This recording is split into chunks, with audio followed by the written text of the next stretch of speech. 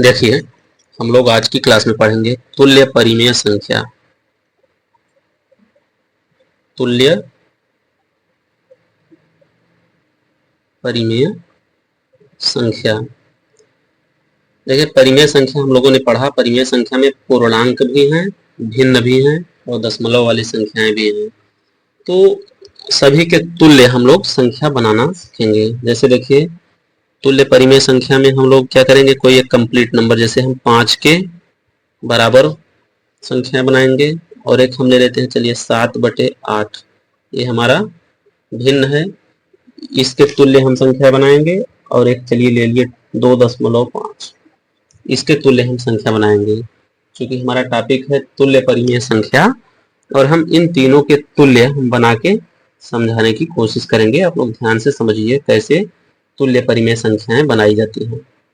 अब जैसे देखिए, 5 के तुल्य अगर हमको संख्याएं बनानी है, सभी परिमेय संख्या हैं, पूर्णांक हैं, भिन्न है, दशमलव, तीनों तरह की संख्याएं हैं आपके पास और सभी तीनों परिमेय के अंतर्गत आती है, हमने पिछली जस्ट क्लास में पढ़ा है।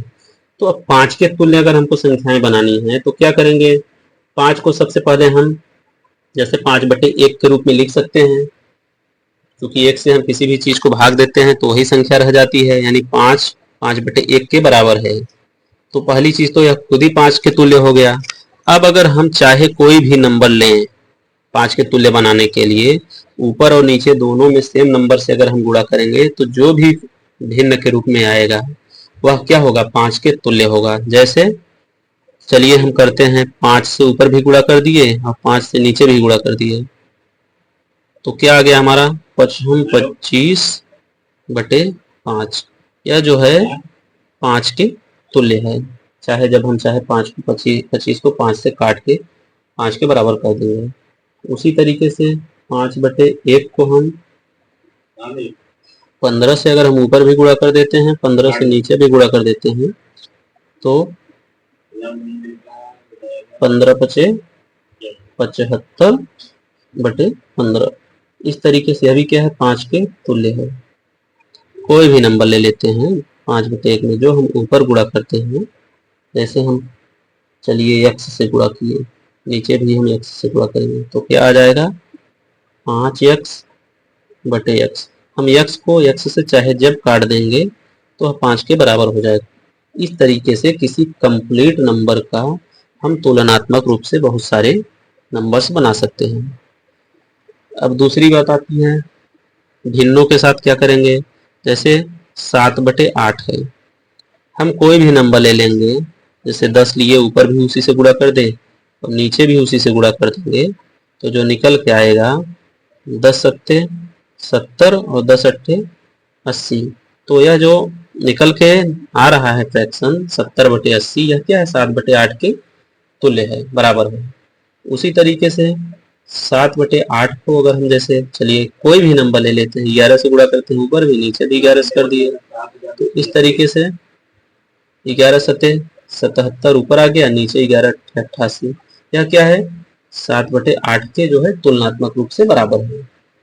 अब चलिए हमने 7 ले लिया, ऊपर 7/8 आपका है ये है मूल रूप से। अगर हम ऊपर 12 से गुणा कर दें, नीचे भी 12 से गुणा कर दें, तो 12×7 = 84, 12×8 = 96।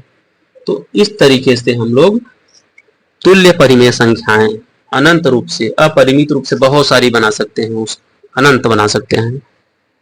अब दशमलव वाली संख्या के तुल्य संख्या कैसे बनाएंगे, जैसे 2.5 हमारा है, तो इसको भी हम चाहे जब चाहे 2.5/1 कर सकते हैं। अब हमारा 2.5/1 हो गया, जो कि पहले खुद ही इसके तुल्य है, 2.5 के तुल्य है। अब हम चाहे जो नंबर लें, ऊपर गुणा करें और उसी नंबर से नीचे एक में भी गुणा कर देंगे, तो जो भिन्न आएगी 2.5 के तुल्य होगी। अब जैसे ऐसा इसका उपयोग अधिकतर हम लोग कहाँ करते हैं, इस दशमलव को जब हटाना होता है, तो जैसे हम 10 से ऊपर भी गुणा कर दिए और 10 से नीचे भी गुणा कर दिए, तो यह क्या हो गया, 10 से गुणा करेंगे तो यह दशमलव हट के आपका 25 हो जाएगा और नीचे क्या हो जाएगा, 10 हो जाएगा, 25/10। यह जो है 2.5 के क्या है, तुल्य है। इसी तरीके से जैसे 2.5/1 है, ऊपर हमने 3 से गुणा कर दिया, नीचे भी 3 से गुणा कर दिया, तब जो वैल्यू आएगी वह भी 2.5 के तुल्य होगी। जैसे इससे गुणा करेंगे तो आ जाएगा आपका 7.5/3। यह भी क्या है, 2.5 के तुल्य है। चाहे जब आप 7.5 को भाग देंगे 3 से तो 2.5 आ जाएगा। इसी तरीके से 2.5/1 है। ऊपर भी हम चलिए 5 से गुणा कर देते हैं, नीचे भी 5 से गुणा कर देते हैं, तो जो आएगा निकल के, हम सेम नंबर से ऊपर भी गुणा कर रहे हैं और नीचे भी। तो जब 5 का 2.5 में गुणा करेंगे तो आ जाएगा 25, 5 दूनी 10 तो 12, 12.5/5। अब जब हम 12.5 को 5 से भाग देंगे तो वह भी जो आएगा 2.5 के बराबर होगा।